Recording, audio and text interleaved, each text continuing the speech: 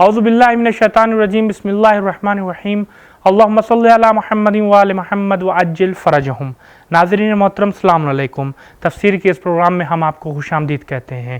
नाज़रीन आज मज़ीद 3 आयतों की तफ़सीर के साथ आपकी खिदमत में हाजिर हुए हैं। तो आइए चलते हैं पहले आज की इस एपिसोड की पहली आयत की तफ़सीर को जानने के लिए पहले उसकी तिलावत और तर्जुमे को सुनते हैं। किताब अंज़लनाहु इलैका मुबारकुन लियद्दब्बरू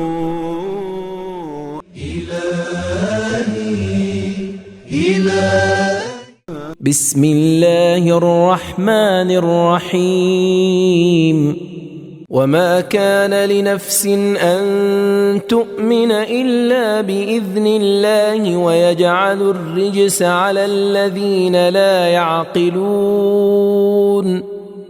क़ुल इंज़ुरू माज़ा फ़िस्समावाति वल्अर्दि वमा तुग़निल आयातु वन्नुज़ुरु अन क़ौमिन ला यु'मिनून।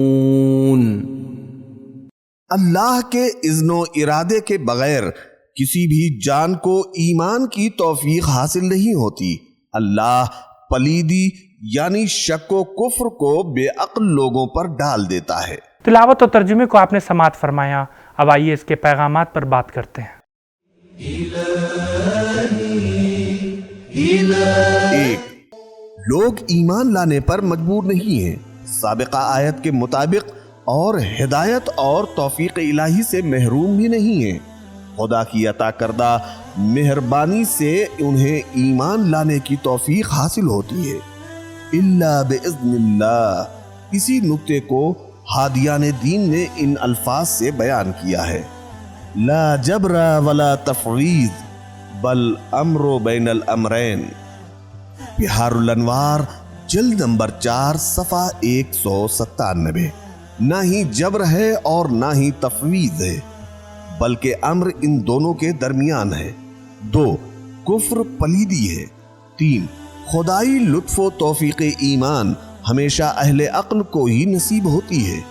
जो लोग अपने इख्तियार से गौर व फिक्र नहीं करते तो वो खुदा के अजाब के मुस्तहिक करार पाते हैं। 4.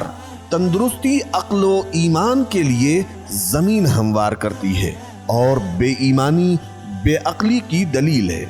अगली आयत की तफसीर को जानने के लिए पहले उसकी तिलावत और तर्जुमे को सुनते हैं। क़ुल इंज़ुरू माज़ा फ़िस्समावाति वल्अर्दि वमा तुग़निल आयातु वन्नुज़ुरु अन क़ौमिन ला यु'मिनून।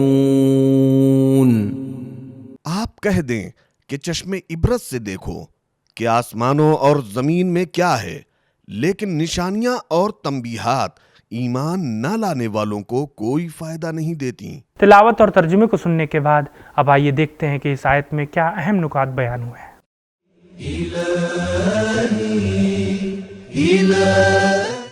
साबिका आयत में गौर व फिक्र न करने को कुफ्र की दलील के उन्वान से पेश किया गया और इस आयत में तफक्कुर व तदब्बुर को ईमान का रास्ता बताया गया है। लफ्ज के मुतालिक 2 एहतिमाल हैं। एक एहतिमाल ये है कि ये लफ्ज नज़ीर की जमा हो, जिससे मुराद अंबिया हैं, और दूसरा एहतिमाल ये है कि ये लफ्ज इंजार की जमा हो, जिसका माना खबरदार करने का है। अब आइए देखते हैं कि इस आयत में हमारे लिए क्या अहम पैगाम बयान हुए हैं।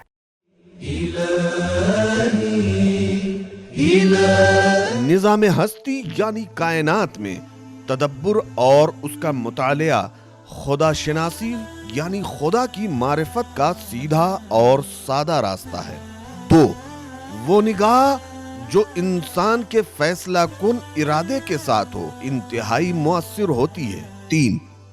खुदाई आयात और तंबीहात सिर्फ पाक फितरत और नेक किरदार अफराद के लिए मुअस्सिर है। 4. इंसान मकतबे फिक्र के इंतखाब में आज़ाद है, इसीलिए वो अंबिया और आसमानी किताबों और जहान में फैली हुई आसमानी निशानियां और खुद इंसान के वजूद में मौजूद निशानियों को बाज़ औक़ात नज़रअंदाज कर देता है اور ایمان نہیں لاتا۔ الحمدللہ اب تک ہم نے 2 آیتوں کی تفسیر کو جان لیا ہے، اور آج کے اس ایپیسوڈ کی آخری آیت کی تفسیر کو جاننے کے لیے آئیے چلتے ہیں، پہلے اس کی تلاوت اور ترجمے کو سنتے ہیں۔ فهل ينتظرون إلا مثل أيام الذين خلوا من قبلهم قل فانتظروا إني معكم من المنتظرين۔ تو کیا وہ لوگ جو اتنی خدائی آیات اور انبیاء کی مخالفت میں مصروف ہیں، ان جیسے ذلت و رسوائی سے لبریز دنوں کے علاوہ کسی اور چیز کا انتظار کرو، اور میں بھی تمہارے ساتھ انتظار کرنے والوں میں سے ہوں، تاکہ جو مصیبت ان پر پڑی تھی وہ ان کے اوپر بھی آ پڑے۔ تلاوت اور ترجمے کو سننے کے بعد اب آئیے دیکھتے ہیں کہ اس آیت سے ہمیں کیا پیغام ملتا ہے۔